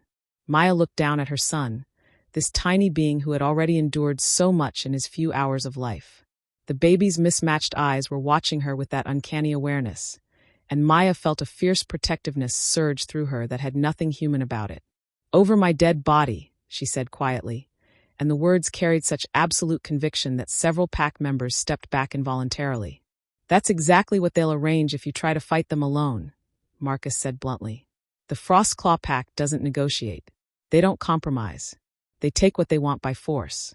Then what do you suggest? Maya asked, though she could see the answer forming in Marcus's eyes. Give him up, he said simply. Let them have the child. It's the only way to keep both packs safe from their retribution. The silence that followed was absolute. Maya stared at Marcus, unable to process what he'd just suggested. Around her, she could feel the shock radiating from the other pack members, the way they collectively recoiled from his words. No, Maya said finally, her voice deadly quiet. Maya, be reasonable. No. This time, her voice shook the entire cabin, and Maya realized with a start that her power wasn't just responding to her emotions anymore. It was responding to her will. I will not give up my son to appease some territorial dispute that started before he was even born. Dane moved closer to her side, his own power beginning to manifest as a low warning growl that seemed to come from somewhere deeper than his throat. Anyone who tries to take him will answer to both of us. And me, Iris said firmly, stepping forward to stand with them. And me, the auburn-haired woman added, moving to join their small group. Marcus looked around at the shifting allegiances, his expression growing desperate. You're all being fools. You're risking everything for one child. We're protecting our future, Iris corrected sharply. This child represents hope for our kind. If we abandon him to wolves like the Frostclaw Pack, we abandon any chance of real change. Maya felt tears burning in her eyes, not from fear, but from overwhelming gratitude. These people, these supernatural beings she'd known for mere hours, were willing to risk their lives for her son's freedom. There has to be another way, she said, looking around at their faces. Some solution that doesn't involve war or surrender. Dane's hand found hers, and she felt strength flow between them through their mate bond. There is, he said quietly. But you're not going to like it. What? We leave, Dane said simply. All of us. We take the pack and relocate to neutral territory. Start fresh somewhere the Frostclaw Pack has no claim. Marcus laughed bitterly. And abandon the lands our families have protected for generations? To save everything we might become, Dane replied steadily. Sometimes the greatest act of courage is knowing when to let go of the past. Maya looked down at her son, who was watching the conversation with those extraordinary eyes. For a moment, she could have sworn she saw approval in that tiny face, as if even at a few hours old, her son understood the weight of the choices being made on his behalf. What if there's a third option? Maya said slowly, an idea forming in her mind. What are you thinking? Iris asked. Maya took a deep breath, feeling the power inside her coalesce into something like certainty. What if we don't run and we don't surrender? What if we fight, but not the way they expect? Maya, Dane's voice carried a warning. No, listen to me, Maya said, her voice gaining strength. Marcus said the Frostclaw Pack doesn't negotiate, doesn't compromise. But what if they didn't have a choice? What if we made ourselves too powerful to ignore, too valuable to destroy? She looked around at the assembled pack members, seeing the curiosity beginning to overcome their fear. My son isn't just prophesied, Maya continued. He's connected to the land itself. He could give any pack that protects him an advantage no territorial dispute could overcome. We don't just offer them a treaty. We offer them evolution. The silence that followed was thoughtful rather than shocked. Maya could practically see the wheels turning in their minds, the possibilities taking shape. It's audacious, Iris said finally. Dangerous beyond measure. But it might work. It might, the auburn-haired woman added quietly. Maya felt her son's tiny hand curl against her chest, and she knew with absolute certainty that this was the path they had to take. Not surrender, not flight, but transformation on their own terms. Then we have a plan, she said firmly. Now we just have to survive long enough to implement it. Chapter 10. The Test of Fire. The plan was audacious, dangerous, and quite possibly suicidal, which was why Maya was surprised when the pack began to rally around it with something approaching enthusiasm. As dawn broke over the mountains, transforming the blizzard-ravaged landscape into something ethereal and beautiful, the cabin filled with the quiet energy of people preparing for war. The Frostclaw Pack will expect us to run or hide, Iris explained, spreading a hand-drawn map across the kitchen table. They won't anticipate a direct challenge, especially not from a human mother and a newborn child. Maya adjusted her son in her arms, marveling at how alert the baby remained despite having been born only hours ago. Those mismatched eyes tracked every movement, every speaker, as if he were cataloging information for future use. What exactly are we challenging them to? Maya asked, studying the territorial boundaries marked on a formal claiming, Dane said, his voice tight with concern. It's an ancient right, rarely invoked, but still recognized by pack law. Your son, as Julian's heir, can formally claim leadership of the Frostclaw territory. He's a baby, Maya pointed out. How can a baby claim leadership of anything? Through his guardian, Iris explained. You, as his mother and protector, would speak for him until he comes of age. But Maya, the elder woman's expression was grave. If the challenge is rejected, if they refuse to honor the old laws, it means war. Not just with our pack, but with every territory that still respects the ancient ways. Maya felt her son's tiny hand curl against her chest, and through their strange connection, she sensed something that might have been encouragement, or perhaps determination. "There's something else," the auburn-haired woman said quietly. Maya had learned her name was Leah, and she served as the pack's historian. The claiming ritual requires a demonstration of power. The challenger must prove they can protect and provide for the territory they seek to claim. What kind of demonstration? Maya asked, though she suspected she already knew the answer. Combat, Marcus said bluntly. He'd been quiet since his suggestion to surrender the baby had been so decisively rejected, but now he stepped forward with obvious reluctance. Single combat between the challenger's champion and the current pack leader. Dane's entire body went rigid. Absolutely not. It's the law, Marcus continued. Ancient, unbreakable, and non-negotiable. If Maya claims the territory for her son, someone has to fight for that claim. Then I'll do it, Maya said simply. The silence that followed was so complete that Maya could hear her own heartbeat echoing in her ears. Every person in the room was staring at her, as if she'd suggested flying to the moon. Maya, Dane said carefully, you gave birth 6 hours ago. You're human, or you were. You have no combat training, no experience with pack dynamics. I have something better, Maya interrupted, feeling that strange power pulse through her veins. I have everything to lose and nothing left to fear. It's impossible, Marcus said flatly. Victor Frostbane is one of the most skilled fighters in the Northern Territories. He's been pack leader for 20 years, and he's never lost a challenge. Then perhaps it's time his luck changed. Maya replied with a calm that surprised even her. Iris was studying her with those ancient, knowing eyes. You feel it, don't you? The power that awakened when your son was born. It's not just maternal instinct anymore. Maya nodded slowly. I can feel everything. The heartbeat of the land, the pulse of every living thing in these mountains. When I speak, reality seems to bend around my words. She looked down at her son, who was watching her with those extraordinary eyes. He's changing me, making me into something that can protect him. Even if that's true, Dane said desperately, combat isn't just about power. It's about skill, experience, the ability to think strategically while someone is trying to kill you. Maya met his silver eyes, seeing the fear there, the desperate love that made him want to shield her from every danger. Then teach me, she said simply. In what, 6 hours before we have to leave for the challenge? Dane's voice cracked slightly. Maya, please. Let me do this. I'm Alpha. I'm trained for combat. You can't, Leah interrupted gently. Pack law is specific.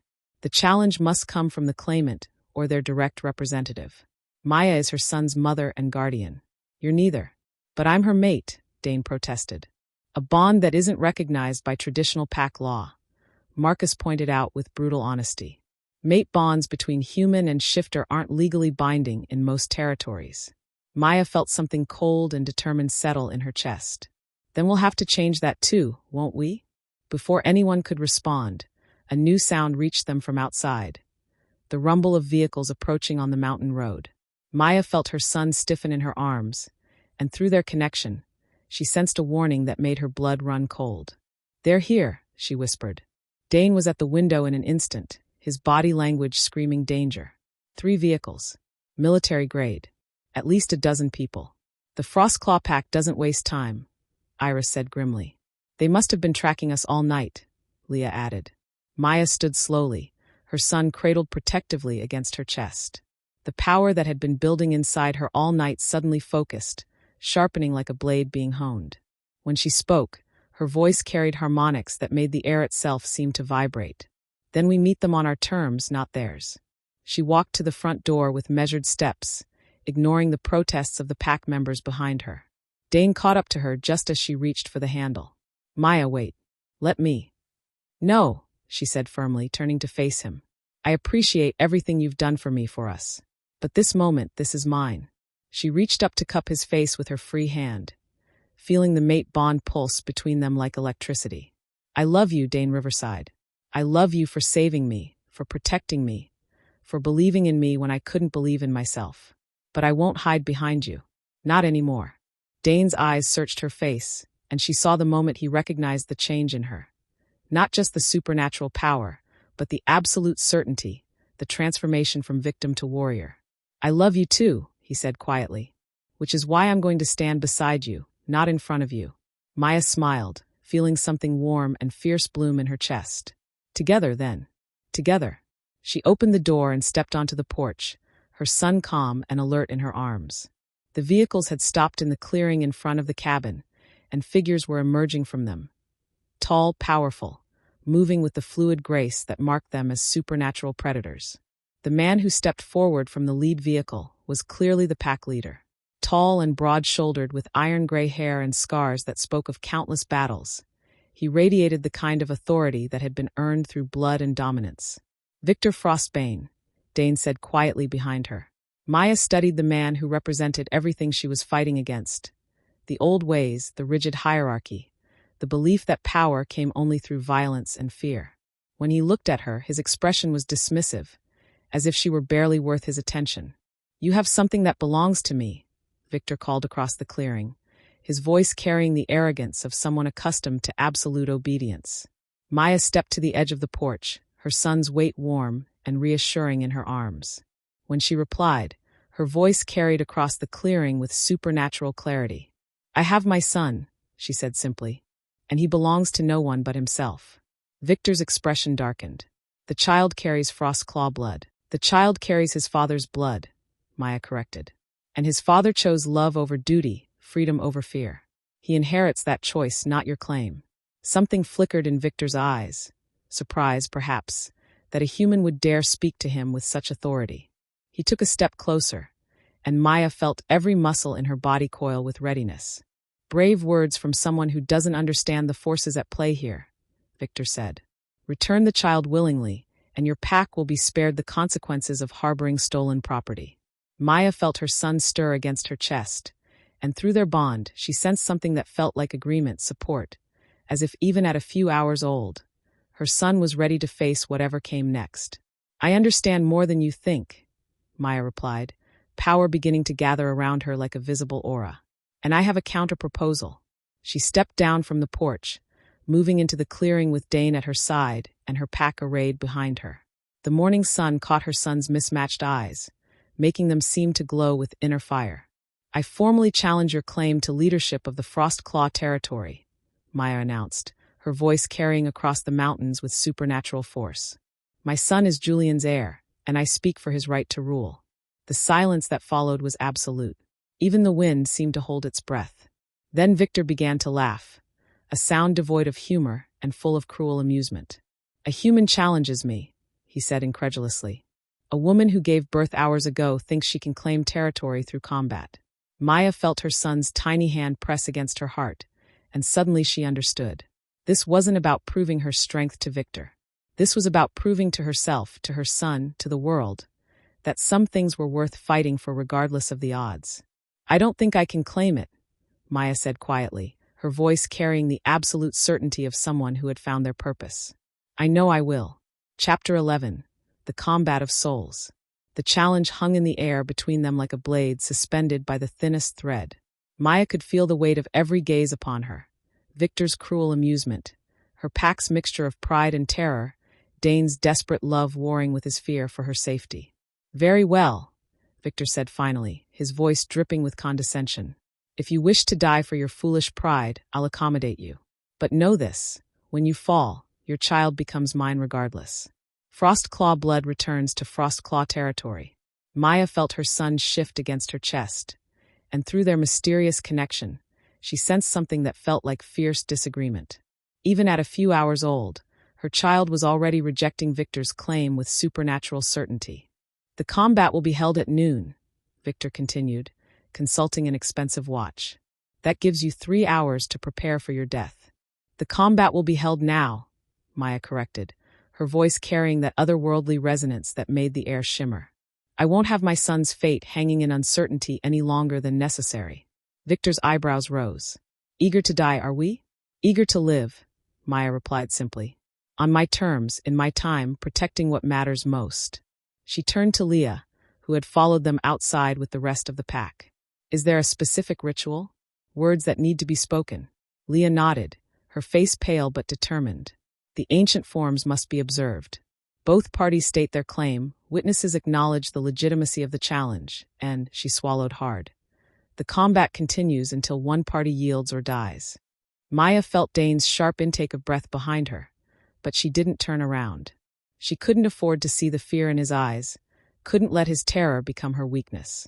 "I call upon the old laws," Maya announced, her voice carrying across the clearing with supernatural force. "I am Maya Chen, mother and guardian to the heir of Julian Frostbane. I claim the right of challenge for leadership of the Frostclaw territory." "I am Victor Frostbane, rightful leader of my territory," Victor responded, his voice booming with practiced authority. "I accept your challenge and will defend my claim with blood and honor." The ritual words seemed to awaken something in the land itself. Maya felt the earth pulse beneath her feet, felt the attention of ancient powers focusing on this moment. Around the clearing, both packs formed a circle, creating the sacred space where the challenge would be decided. "Maya," Dane said quietly, moving to her side. "Let me hold him during the combat." Maya looked down at her son, whose mismatched eyes were watching the proceedings with that uncanny awareness. For a moment, she hesitated. The thought of being separated from her child, even temporarily, made every protective instinct she possessed scream in protest. But then she felt it, a gentle push through their bond, her son's strange way of saying it was okay, that he understood the necessity. "Take care of him," Maya whispered, carefully transferring the baby to Dane's arms. The moment their connection was broken, she felt hollow, incomplete, as if part of her soul had been severed. But almost immediately, another kind of strength rushed in to fill the void. The power that had been building since the birth focused and sharpened, no longer filtered through maternal gentleness. This was raw, primal, the fury of a mother whose child had been threatened. "You still have time to reconsider," Victor said, beginning to remove his shirt. "I've killed challengers before. I take no pleasure in slaughtering the defenseless." Maya began to unbutton her own shirt, revealing a tank top beneath. Her body still ached from childbirth, still felt foreign and unfamiliar. But beneath the surface, power hummed like electricity in her veins. "I'm not defenseless," she said quietly. "I'm motivated." Victor's expression shifted as he caught sight of her arms, where there should have been the soft flesh of a woman who'd spent her life in libraries and lecture halls. Maya's muscles were lean and defined, as if the supernatural awakening had reshaped her very bones. "Interesting," he murmured. "The legends spoke of humans who could be enhanced by contact with our kind. I thought they were myths." "A lot of things you thought were myths are about to become very real," Maya replied, settling into a fighting stance that felt natural despite her complete lack of training. The circle of witnesses fell silent. Maya could feel Dane's anguish through their mate bond, could sense her son's strange calm from across the clearing. But most of all, she could feel the land itself watching, waiting, as if the very mountains held their breath. Victor moved first, crossing the distance between them with inhuman speed. His hand, partially shifted into claws, swept toward her throat with Maya moved without thinking, her body responding with reflexes she'd never possessed. She ducked under his strike and spun away, feeling the wind from his claws brush her cheek. "Faster than expected," Victor acknowledged, circling her like a predator. "But speed won't save you when I stop playing." He lunged again, this time with the full weight of his supernatural strength behind the attack. Maya met him head-on, and the impact when their bodies collided sent shock waves through the clearing. But she didn't fall. Instead, she grappled with him, her hands finding pressure points she shouldn't have known existed, her body moving with a grace and power that defied everything she'd believed about herself. "Impossible," Victor snarled, breaking away from her grip. "You're human. You can't match a shifter's strength." "I'm not matching it," Maya replied, power gathering around her like visible heat. "I'm exceeding it."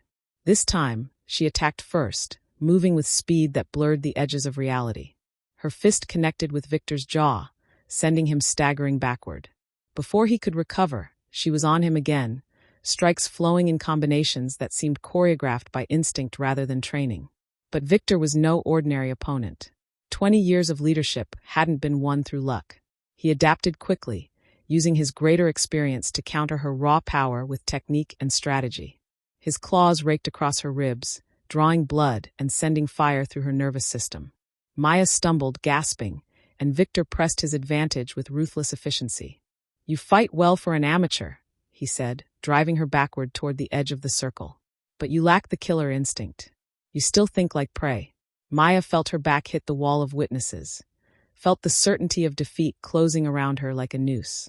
Through the mate bond, she could feel Dane's desperation, his desire to break protocol and help her. But then she heard it, a soft sound from across the clearing. Her son making that strange cooing noise that carried harmonics no human baby should possess. The sound cut through Maya's pain and fear like a beacon, reminding her of what she was fighting for. Not territory, not pride, but the right of her child to grow up free from the tyranny of those who would use his gifts for their own ends. Power exploded through Maya's system, raw and untamed. When she looked up at Victor, her eyes were no longer entirely human. They held depths that reflected the ancient connection to land and spirit that her son had awakened in her. "You're right," she said, pushing herself away from the circle of witnesses. "I don't think like prey." Her voice carried harmonics that made the ground beneath their feet vibrate. Around the clearing, witnesses stepped back involuntarily as reality seemed to bend around her words. "I think like a mother protecting her young. And there's nothing in this world or any other more dangerous than that." Victor's expression shifted from confidence to uncertainty as he sensed the change in her. The woman he'd been fighting was gone, replaced by something primal and implacable. Maya moved toward him with deliberate steps, and with each footfall, the earth seemed to respond. Power crackled in the air around her, and for the first time since the combat began, Victor looked genuinely afraid. "What are you?" he whispered. Maya smiled, and it was not entirely human. "I'm what happens when you threaten the wrong child." She moved like lightning, her strikes carrying weight beyond the physical. Each blow resonated with the power of the land itself, as if the mountains were fighting through her. Victor tried to defend, tried to counter, but he was fighting more than just one woman. He was fighting the combined will of earth and mother, land and love. When Maya's final strike connected, Victor went down hard, the impact cratering the frozen ground beneath him. She stood over him, her hand poised at his throat, power crackling around her fingers like visible electricity. "Yield," she said quietly, her voice carrying across the clearing with supernatural clarity. "Your pack deserves a leader who understands that strength comes from protecting the innocent, not exploiting them." Victor stared up at her, his eyes wide with something between fear and awe. "What are you?" he whispered again. "I'm the future," Maya replied simply. "The bridge between what was and what could be. And I'm offering you the chance to be part of that future instead of an obstacle to it." The silence that followed was profound. Around the sacred circle, members of both packs stood frozen, trying to process what they had just witnessed. A human woman, a mother who had given birth hours earlier, had not only fought one of the most powerful pack leaders in the Northern Territories, but had emerged victorious, through means none of them fully understood. "I yield," Victor said finally, his voice carrying across the clearing. "I acknowledge Maya Chen as the rightful claimant to Frostclaw territory." The formal words of surrender broke the spell that had held everyone motionless. From across the clearing, Maya heard her son's soft coo, and the sound drew her like a beacon. She released Victor and moved toward Dane, who was standing with their child in his arms, his face a mixture of pride, relief, and overwhelming love. "Is it over?" Maya asked as she reached them, suddenly feeling the weight of exhaustion crashing over her now that the adrenaline was fading. "It's over," Dane confirmed, carefully transferring their son back to her arms. The moment the baby settled against her chest, Maya felt whole again, the hollow ache of separation instantly filled.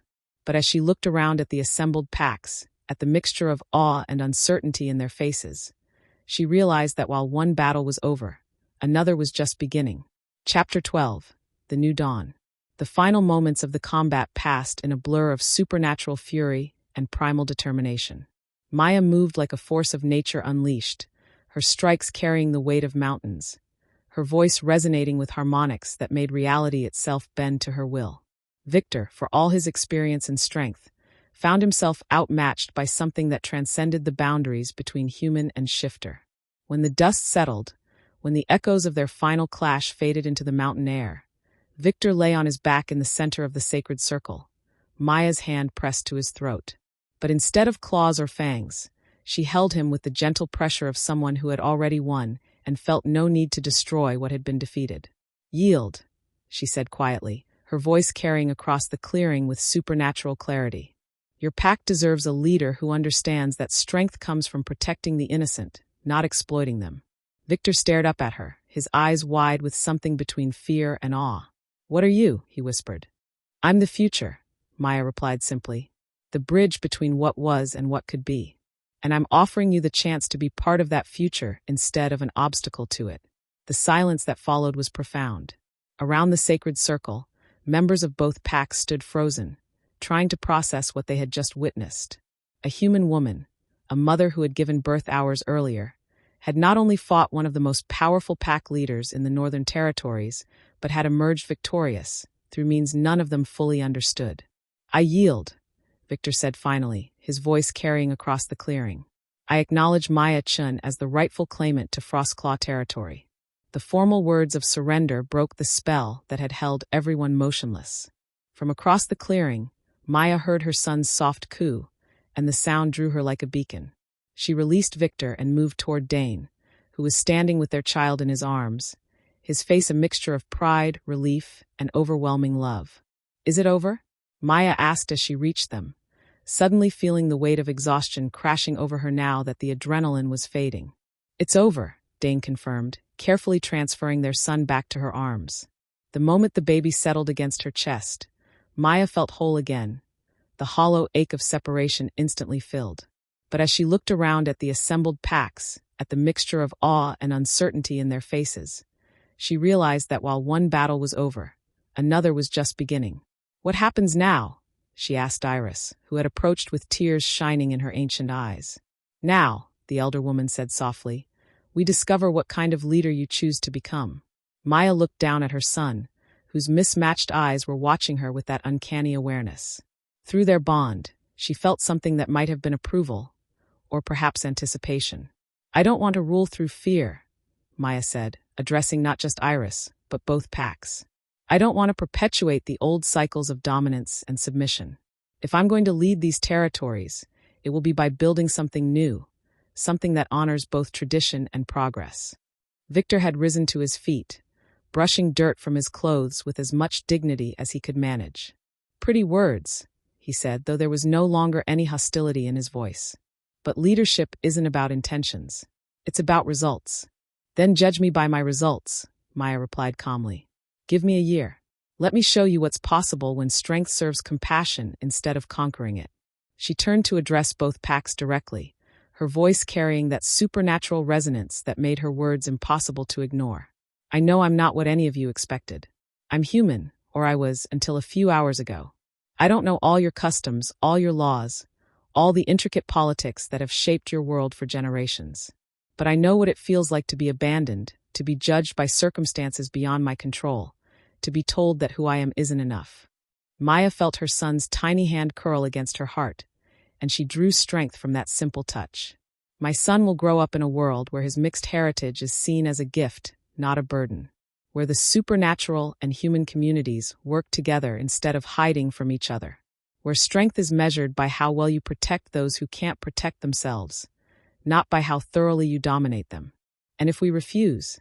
Marcus asked, though his tone carried more curiosity than challenge. Maya met his eyes steadily.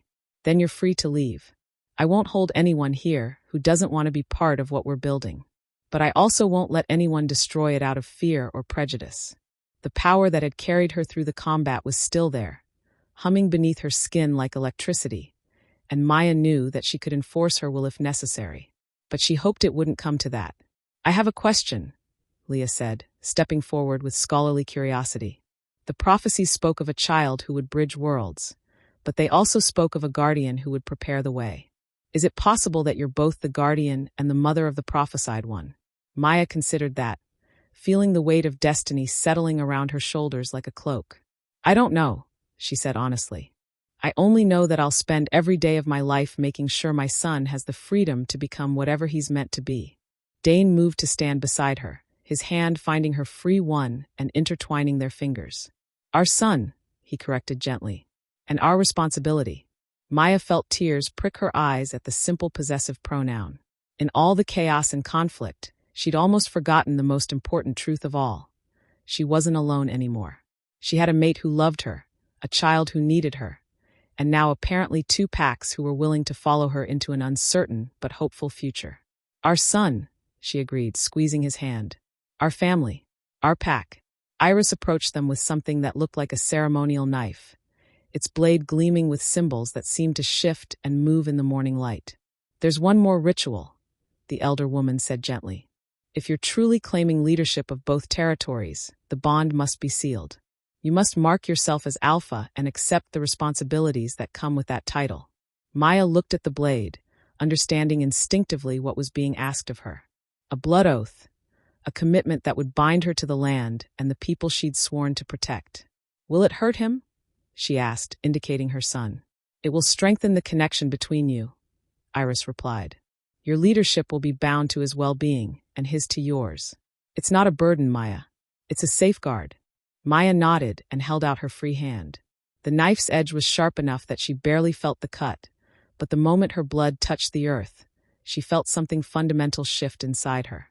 The power that had awakened during the birth settled deeper, becoming part of her bones, her breath, her heartbeat.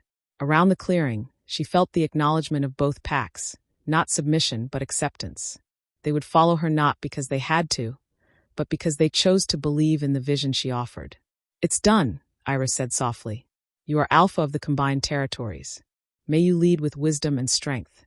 Maya felt her son stir against her chest, and when she looked down, she found those extraordinary mismatched eyes watching her with what could only be described as pride. Through their bond, she felt a wave of contentment, as if even at a few hours old, her son understood that the world had just become a safer place for him to grow up in. "What do we do first?" Dane asked, his voice warm with affection and anticipation. Maya looked around at the faces surrounding them, some uncertain, some hopeful, all waiting for her to show them the way forward. She thought about the scared, abandoned woman who had driven into the blizzard less than 24 hours ago and marveled at how completely her life had been transformed. "First," she said, feeling a smile tug at the corners of her mouth, "we go home. All of us. And then we start building the kind of world where our son can be exactly who he's meant to be." As the 2 packs began to disperse, talking quietly among themselves about logistics and changes and the unprecedented turn their lives had taken, Maya remained in the center of the clearing with Dane and their son. The blizzard had passed, the sun was climbing toward its zenith, and everything felt possible. "I love you," Dane said softly, pressing a gentle kiss to her temple. "I love you too," Maya replied, meaning it with every fiber of her transformed being. Their son cooed again, that strange harmonious sound that seemed to carry the promise of all the wonders yet to come. Maya closed her eyes and let herself feel, just for a moment, the perfect piece of a family complete and a future bright with unlimited possibility. The real work would begin tomorrow, merging 2 packs, establishing new laws, teaching her son to control powers they barely understood. But tonight, they would simply be together, learning what it meant to be a family blessed by destiny and bound by love stronger than any supernatural force. Victor approached them one last time, his expression unreadable. "You surprised me today," he said quietly. "That doesn't happen often." "Good," Maya replied with a small smile. "Maybe surprise is exactly what your pack needs." Victor studied her for a long moment, then nodded slowly. "Perhaps it is. Perhaps we've all been too rigid in our thinking, too bound by tradition to see other possibilities." He glanced at her son. "He's remarkable. I can feel it from here. The power, the potential. Julian would have been proud." Maya felt tears burn in her eyes at the mention of her son's father. "I wish he could have known him." "Maybe he does," Victor said softly. "The old ways teach that spirits linger where love was strongest. If that's true, then Julian is here, watching his son take his first breaths in a world that's already better for his existence." As Victor walked away to join his pack, Maya felt Dane's arm wrap around her shoulders, drawing her close. "Are you ready for this?" he asked. "All of it. The leadership, the responsibility, the weight of 2 territories looking to you for guidance." Maya looked down at her son, whose eyes were beginning to droop with the exhaustion of his first day in the world. Through their bond, she felt his trust, his absolute certainty that she would protect him no matter what came. "No," she said honestly. "I'm not ready. I'm terrified and overwhelmed and completely out of my depth." She looked up at Dane, seeing her own fears and hopes reflected in his silver eyes. "But I'm going to do it anyway." because he deserves a world where he can be both human and shifter, where he doesn't have to choose between the parts of himself that make him whole. We're going to do it, Dane corrected gently. Together. Always together. Maya leaned into his warmth, feeling the mate bond pulse between them like a heartbeat. Around them, the clearing was emptying as pack members prepared for the journey ahead. But for just this moment, the three of them stood in the center of the sacred circle, a family forged in storm and blood and impossible love. And that, Maya thought as she felt her son's heartbeat sync with her own, was the most magical thing of all. The future awaited them, uncertain, challenging, filled with obstacles they couldn't yet imagine. But they would face it as they'd faced everything else, together, with love as their foundation and hope as their compass. The storm had brought them together. Now they would build something beautiful in its wake. The end.